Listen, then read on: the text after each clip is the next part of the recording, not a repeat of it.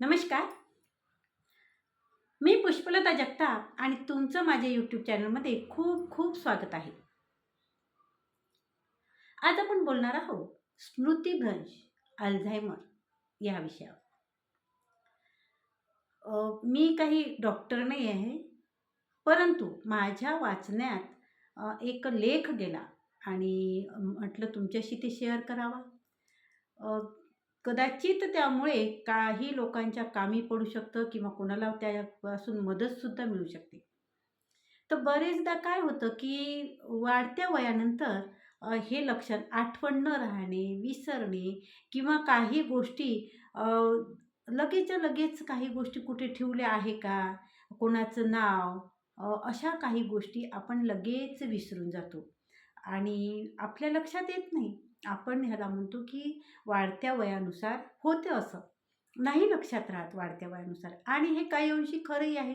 बऱ्याच जणांच्या बाबतीत असं घडतं, की वय वाढल्यानंतर बऱ्याच जणांच्या बाबतीत ह्या गोष्टी घडू शकतात. कारण काय आहे, तुम्ही रिटायर झाल्यानंतर, तुमच्या जबाबदाऱ्या संपल्यानंतर डोकं आपलं रिकामं होतं. आपण डोक्याला काम देत नाही.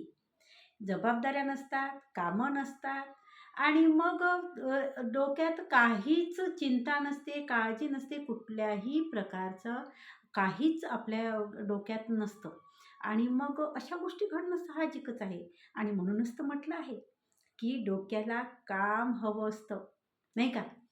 आणि जेवढं तुम्ही डोक्याला काम द्याल, तेवढं तुमचं डोकं अ, चालेल किंवा तुमच्या काही गोष्टी तुम्हाला सहज होतील. त्यामुळे आठवणी विसरणे असेल किंवा कुठलीही गोष्ट असेल, स्मरणशक्ती वाढवणे असेल, लक्षात राहत नाही, ह्या गोष्टीसुद्धा असू शकतात. परंतु काय आहे, की माझ्या पाहण्यातले एक अ, अ, मी ज्या ठिकाणी राहत होती त्या ठिकाणचे एक चांगले म्हणजे कर्मचारी होते. अ, असं कर्मचारी म्हटल्यापेक्षा अ, रोजंदारीवर काम करणारे असतात ना, त्यांच्या मुलीसुद्धा हुशार होत्या पण. त्यांना त्या विद्यार्थिनीच होती माझी, तर तिचे वडील होते ते. काहीतरी छोटं-मोठं काम करायचे ते. ग्रामपंचायतमध्ये असे कर्मचारी म्हणून होते ते. अ, नळ सोडणे, अ, काहीतरी असं ग्रामपंचायतमध्ये काम करत होती. तर त्यांच्या बाबतीत ते रिटायर झाल्यानंतर त्यांच्या बाबतीत घडलेला हा प्रसंग आहे, की वय झाल्यानंतर सुरुवातीला बघा सगळेजण आपल्याला त्या गोष्टी मजाकीत नेतात, हसतात. बघा आत्ताच तर सांगितलं आणि लगेच विसरले आणि त्या गोष्टीवर हसणंही होतं आणि चिडतात सुद्धा. की "काय तुम्हाला आत्ताच तर बोललो, आत्ताच तर सांगितलं आणि काय लक्ष नाही राहत तुमचं." अशा पद्धतीने बोललंही जातं आणि हसण्यावरही नेलं जातं आणि त्या हसणं आणि चिडणं ह्या दोन्ही गोष्टीचा समोरच्या व्यक्तीवर परिणाम होत असतो. कसा? कारण त्याला नाही राहत आठवण, त्याच्या नाही राहत लक्षात आणि त्याच्यात त्याची चुकी असते असं काही नाही आहे. परंतु समोरची व्यक्ती समजून घेणारी, घरातल्या व्यक्ती समजून घेणाऱ्या जर असल्या, तर हा त्याचा प्रवास जो आहे, तो प्रवास त्याचा सुकर होतो. नाही तर ते एकदम शेवटी ज्या याच्यावर जेव्हा जातो, त्याच्यावर उपचार नाही झाले किंवा व्यवस्थित ट्रीटमेंट जर नाही मिळाली, तर मग तो घरातल्याही व्यक्तींना त्रासदायक होतो आणि त्यालासुद्धा त्रासदायक होतो. कारण त्याला आठवतच नाही त्या व्यक्तीला काही, की आपण कोण? त्याला एक तर काही काळानंतरचं आठवते, नाहीतर आता तो जो व्यक्ती आहे, त्याला त्याच्या लहान मुली होत्या तेच आठवत होतं. त्याच्या मोठ्या झालेल्या एक मुलगी त्याची जॉबला लागलेली होती आणि तीच ते करत होती, शिक्षिका होती ती. तर ती त्याचं सगळं करायची, पण तिला तो ओळखतच नव्हता. ती जी लहान होती तेव्हाचच त्याच्या डोक्यात होतं, की ती माझी मुलगी. अरे, ती त्याच्यासमोर बसून बोलत आहे, की मीच आहे तुमची मुलगी, पण नाही. ती कुठं गेली? तिला बोलव.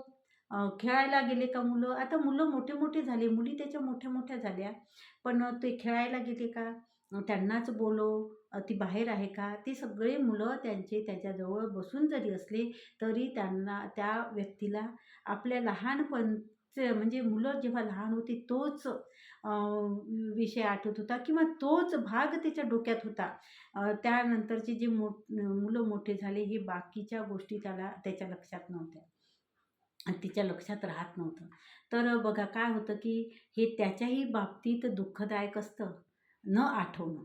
आणि समोर जे असतात, मुलगा असो, मुलगी असो, पत्नी असो, कोणीही असो, त्याला आपल्या जवळच्या व्यक्तीने आपल्याला न ओळखणे याच्यापेक्षा दुःख आहे का कोणतं? नाही ना. त्याच्यापेक्षा दुसरं कोणतंही दुःख नाही. सुरुवातीला त्याची चेष्टा होती, की काय तुमच्या लक्षात राहत नाही. तशीच आमचे एक नातेवाईक आहे. त्यांचं आत्ता नेमकंच आता त्यांचं सुरू आहे. त्याच्यावर झालंही बोलणं. 4-2 बाहेर जाताना त्यांना म्हटलं, की काही 4-2 वस्तू आणायच्या आहे किंवा भाजी. तर त्यांच्या लक्षात राहत नाही आणि मग त्यांची पत्नी त्यांच्यावर चिडते. तुम्हाला 2-3 गोष्टी लक्षात राहत नाही. तुम्ही बाहेर जाऊन पुन्हा वापस येता. हे काय आहे? तुम्हाला 2च गोष्टी सांगितल्या ना आणायच्या बाहेरून, तुम्ही वापस आला तर ते म्हणतात मला लिहून दे. आणि आत्ता त्यांच्या जे त्यांच्या डोळ्याखालून गेलेले रस्ते त्यांच्या लक्षात येत नाही. म्हणजेच सुरुवात असू शकते अल्झायमरची, नाही का? तर अशा पद्धतीनं होतं आपल्याशी. तर महत्त्वाचा मुद्दा हे आहे, की मी आज WhatsAppवर एक लेख आला आणि तोच लेख मला तुमच्याशी शेअर करायचा होता. तर युनायटेड स्टेटनी आपल्या जे स्मृतिभ्रंश किंवा अल्झायमरचे जे रुग्ण आहे, तर ते 5.4 दशलक्ष एवढे आहे. तर त्यातीलच एक रुग्ण होती. अ, एक स्त्री आहे, डॉक्टर आहे ती. तिच्या पतीच्या बाबतीत घडलेलं आहे. त्यांचं नाव मला आता आठवत नाही. मी लेख वाचला होता. हां, त्यांचं नाव होतं स्टीव्ही न्यूपोर्ट. तर हे त्यांचे पती होते आणि तिचं नाव आहे मेरी न्यूपोर्ट. ही डॉक्टर होती आणि मेरीला कळलं की पतीला अल्झायमरचा गंभीर आजार आहे आणि मग ती त्यांना घेऊन डॉक्टरकडे तपासायला गेली आणि डॉक्टरकडे गेल्यानंतर डॉक्टरनी त्यांना एक घड्याळ रंगवण्यासाठी सांगितलं. घड्याळ रंगवायला सांगितलं आणि त्यांनी मग ते घड्याळ रंगवताना त्या घड्याळ रंगवण्याऐवजी त्यांनी वेगळेच ते वर्तुळ काढली आणि नंतर काहीतरी सुरुवातीला वर्तुळ काढलं, पण नंतर काहीतरी तर्काशिवाय काहीतरी आकृत्या वेगळ्याच काढत बसली. आणि मग डॉक्टरांनी त्या मेरीला बाजूला घेतलं आणि तिला सांगितलं, की तुझ्या नवऱ्याला आधीच गंभीर अल्झायमरच्या रोगाच्या मार्गावर ती आहे. आता बघा तीही डॉक्टर होती. तिनेही मग लक्ष द्यायला सुरुवात केली, की का? कशामुळं? आणि कशा पद्धतीने तिचा पती दुरुस्त होईल. आणि मग तिने शोधून काढलं, की कशा पद्धतीनं होतं आणि कशामुळं होतं हे आजार. तर तिने शोधून काढलं आणि तिने नंतर त्यांना जेवणात खोबरेल तेलाच्या भाजीत टाकून असो किंवा ब्रेडला लावून असो, अशा पद्धतीने खोबरेल तेल जास्तीत जास्त त्यांच्या जेवणात कसं जाईल ह्या गोष्टीची तिनं दक्षता घेतली. तिने जास्तीत जास्त खोबरेल तेल त्यांना खाऊ घातलं. कारण तिनं अभ्यास केला होता, की कशामुळं होते आणि कशातून ह्या गोष्टी ह्या गोष्टीवर उपचार कशामुळं होईल, तिने शोधून काढलं. आणि मग काही दिवसांनी 8 दिवसांनी जेव्हा डॉक्टरकडे घेऊन गेले, तर पुन्हा डॉक्टरांनी चेक केल्यानंतर डॉक्टरनी सांगितलं, की यांच्यात थोडा बदल आहे. यांच्यात सुधारणा दिसते आहे. तर तू काय प्रयत्न करत आहे किंवा कुठला उपचार करत आहे किंवा कोणता औषधोपचार त्याच्यावर करत आहे? तर तिने सांगितलं, की मी कुठलाही औषधोपचार म्हणजे तुम्ही तुमच्या सल्लेनुसारच चालू आहे. परंतु मी त्यांच्या जेवणात तेलाचं प्रमाण वाढवलेलं आहे किंवा खोबरेल तेल त्यांच्या जेवणात चालू केलेलं आहे. मग डॉक्टरांच्याही लक्षात आलं आणि नंतर पुन्हा घरी आल्यानंतर परत त्यांचं 8 दिवसाचं रुटीन झाल्यानंतर परत जेव्हा नेलं तेव्हा बऱ्याच प्रमाणात त्यांच्यावर परिणाम दिसून आला आणि 2-3 महिन्यानंतर 3 महिन्यानंतर ते जे साध्या-साध्या गोष्टी स्वतःच्या करत नव्हते किंवा स्वतःहून पाणी पिणं आहे, जेवणाचं वाढून घेणं आहे किंवा स्वतःची तयारी करणं आहे किंवा बोलणं आहे. आता उठल्यानंतर सकाळी उठल्यानंतर बोलणं आहे, तर बोलतही सुद्धा नव्हते. तर काही दिवसानंतर 3 महिन्यानंतर ती बोलायला लागली. सकाळ त्यांची चांगली जायला लागली. ते काही गोष्टी बोलू लागले आणि स्वतःहून चालू लागले, बोलू लागले आणि त्यांच्यात बऱ्याचपैकी प्रमाणात सुधारणा झाली. आणि मग डॉक्टरकडे गेल्यानंतर डॉक्टरांनी सांगितलं, की यांच्यात फार मोठ्या प्रमाणात सुधारणा झाली आणि जे काही तुम्ही करत आहे त्या गोष्टी तुम्ही चालू ठेवा. त्याचबरोबर तिने बोलणं, जुन्या काही गोष्टी सांगणं अशा पद्धतीने त्यांच्याशी व्यवहार करत राहिला. जुने अल्बम पाहणे, अल्बम दाखवणे, जुन्या गोष्टीवर बोलणे, त्याचबरोबर काही त्यांच्याकडून व्यायामसुद्धा ती करून घ्यायला लागली आणि अशा पद्धतीने त्यांच्यात सुधारणा झाली. अल्झायमरसारखा 100% जरी बदल नाही झाला, 100% जरी त्याच्यात फरक नाही पडला, तरी पण काही प्रमाणात जर परिणाम झाला किंवा सुधारणा झाली, तर हेही काही हे नाही, कमी नाही, नाही का? आणि बघा हे ज्यांच्या घरात पेशंट आहे ना अल्झायमरचे, त्यांनाच विचारा ह्या गोष्टी. जे स्वतः त्यांना तर स्वतःला काहीच माहीत नसते, पण ज्यांच्या घरात पेशंट असतो ना, तर त्यांना हे विचारा, की ही थोडी सुधारणा त्यांना खूप मोलाची वाटते. खूप महत्त्वाची त्यांच्यासाठी वाटतं, की अरे आता बोलू शकत आहे, आता हे करू शकत आहे. आणि जेव्हा त्यांनी मग नेलं त्यांच्याकडे तपासायला, जेव्हा डॉक्टरनी त्याला घड्याळ काढायला सांगितलं, तर तेव्हा त्यांनी बऱ्यापैकी घड्याळ काढलं. घड्याळाचं चित्र काढलं, की मला वाटतं की हे घड्याळाचं चित्र बहुतेक अल्झायमर आजाराच्या लोकांना काढता येत नसेल किंवा त्यांच्या लक्षात राहत नसेल. असं या लेखात दिलेलं आहे, की त्यांनी घड्याळाचं चित्र न काढता दुसरंच काहीतरी रंगवायला दिलं, तर दुसरंच काहीतरी रंगवलं. तर त्याच्यावर एक म्हणजे उपचार करण्याची एक पद्धत असेल किंवा अल्झायमरचा पेशंट ओळखण्याची ही पद्धत असू शकते, नाही का? तर मला हेच शेअर करायचं होतं तुमच्याशी. किती त्रास होतो जर हा रोगी असेल.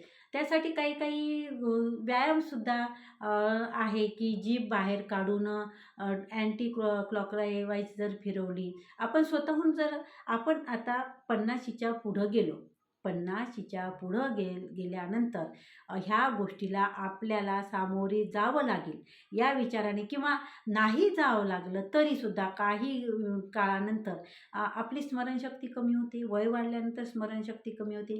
मग आजपासूनच आपण त्याची सुरुवात केली तर थोड्या-थोड्या गोष्टींनी किंवा ह्या टॅपिंग करणे, त्याचबरोबर ह्या इथे दाब देणे, ह्या काही गोष्टी आहे, काही व्यायाम आहे, तर ते व्यायाम जर करून घेतले आपण. त्याचबरोबर शब्दकोडी हे ज्या काही आहे, शब्दकोडी किंवा एखाद्या वस्तू अ, अ, पाहणे आणि त्यानंतर लक्षात ठेवणे किंवा श्लोक पाठांतर करणे, ह्या ज्या काही गोष्टी आहे, ह्या गोष्टी जर आपण सतत करत राहिलं, तर मला वाटतं की आपली स्मरणशक्ती वाढण्यात त्याचा फरक होऊ शकतो, नाही का? कारण आपण जर डोकं चालवलंच नाही, कदाचित आता तुम्ही स्त्री असाल आणि तुम्ही जर आता स्वयंपाकच करत नसाल, कुठल्या कामं आता बंद झाली असेल, आपण डोकंच चालवत नाही ना, आता रिटायर्ड झालो. त्यामुळे काय होतं की कोणत्या गोष्टीची जबाबदारी घेणं किंवा कुठले कामं करणं, हे न करता आपण आरामात आपला टाईम आपण घालवतो आणि त्यामुळं काय होतं की डोक्याला काही काम राहत नाही. महत्त्वाची गोष्ट ही आहे, की तुम्ही डोक्याला काम द्या. डोक्याला जर काम दिलं, काही गोष्टी जर आपण लक्षात ठेवण्याचा प्रयत्न केला, काही गोष्टी जर आपण डोक्याला ताण देऊन काही गोष्टी जर आपण ह्या गोष्टी असं करायचं आहे, त्या गोष्टी तशा करायच्या आहे किंवा श्लोक पाठांतर करणे किंवा आरती पाठांतर करणे किंवा भजन पाठांतर करणे. अ, तर ह्या गोष्टी आपल्या मेंदूला एक प्रकारचं सक्रिय बनवते, नाही का? मेंदूला सक्रिय बनवणे हे एक महत्त्वाची गोष्ट असते आपलं वय वाढल्यानंतर. शब्दकोडी सोडवा. शब्दकोडी न्यूजपेपरला शब्दकोडी येतात बघा. तर ते शब्दकोडी जर तुम्ही सोडवत बसले तर बऱ्याच आठवावं लागते की ह्या इथे मधला शब्द काय असेल आणि त्यामुळे तो अर्थपूर्ण शब्द होईल. तर ह्या ज्या गोष्टी आहे, ह्या गोष्टी जर आपण केल्या तर कदाचित ह्या आजारासारखा म्हणजे अल्झायमरसारखा आजार आपल्याला होऊ शकणार नाही. आणि जाऊ द्या, आपण तिकडेही नाही जाऊ, अल्झायमर आपल्याला होईलच हा विचार न करता आपले जे वय वाढल्यानंतर जी स्मरणशक्ती कमी होते, ते स्मरणशक्ती वाढेल आपली, नाही का? असा जर आपण विचार केला तर. आणि त्याचबरोबर आपण सकस आहार घेणे, आपल्या जेवणाच्या वेळा पाळणे, त्यात शारीरिक स्वास्थ्य जपणे, हे सुद्धा खूप महत्त्वाचं आहे आपल्या या वय वाढल्यानंतर किंवा रिटायरमेंटनंतर. रिटायर्ड झाल्यानंतर आपण काय करतो की आता झालो मोकळं. जबाबदाऱ्या तोपर्यंत संपलेल्या असते, कारण आता बऱ्यापैकी आपण मोकळं झालेलो असतो. मूल ते पाहत असतात, मुलींचे लग्न झालेले असते, तर मुली त्यांच्या घरी असतात, मुलाचं लग्न झालेलं असते तर ते त्यांचं पाहत असते आणि आपण बऱ्यापैकी मोकळं झालेलो असतो. आणि काही कुठे जाण्या-येण्याच्या ज्या गोष्टी असतात, कुठे लग्न, समारंभ, काही ठिकाणी आपण टाळूही शकतो, की मला न येता माझा मुलगा येईल तिथे किंवा माझी सून येईल तिथे आणि अशा प्रकारे आपण बऱ्याच गोष्टी टाळूही शकतो, टाळतो सुद्धा.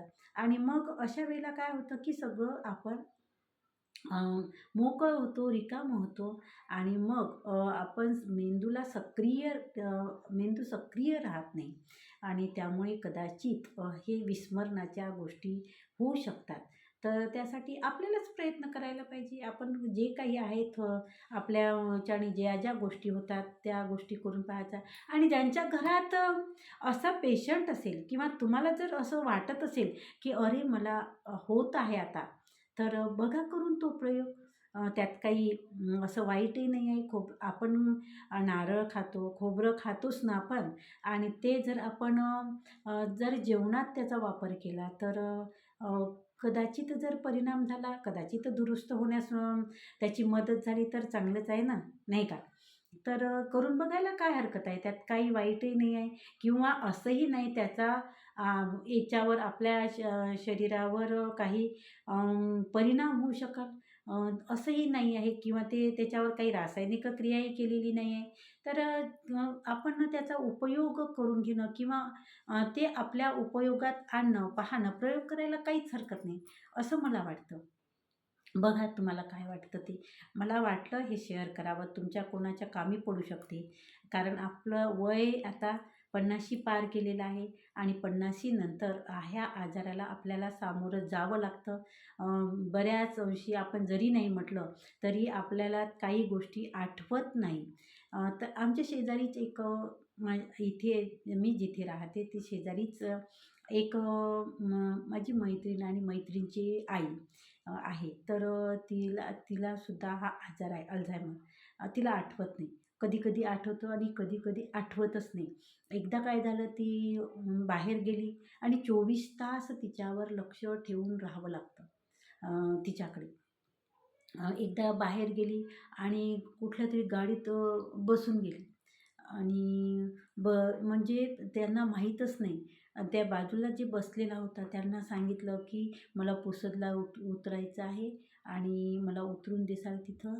आणि त्यांच्याजवळ फोन घेतला आणि सांगायला लावलं, की म्हणजे त्यांना नेमकं नंबरही आठवत नव्हता, काहीच नाही. आणि जेव्हा लक्षात आलं तिच्या, की आपण पुसदच्या गाडीत बसलो आहे आणि नंतर लक्षात आलं तिच्या, की तेव्हा अ, अ, त्यांना जवळचा जो व्यक्ती होता बाजूला बसलेला, तो हे होता थोडा म्हणजे काही काही लोकं लक्ष देत नाहीत.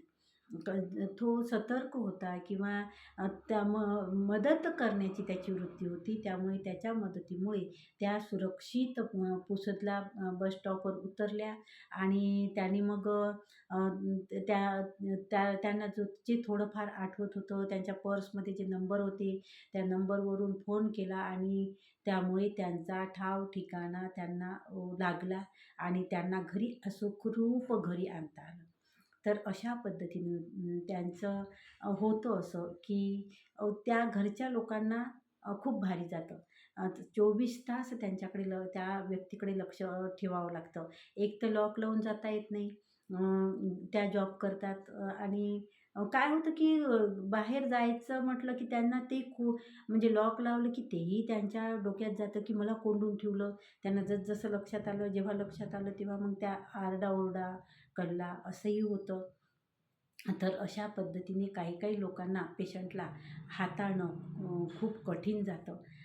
विशेषतः एखादा आजार असला तर आपण त्याच्यावर उपचार करू शकू. पण किंवा त्याला व्यवस्थित हँडल करू शकू.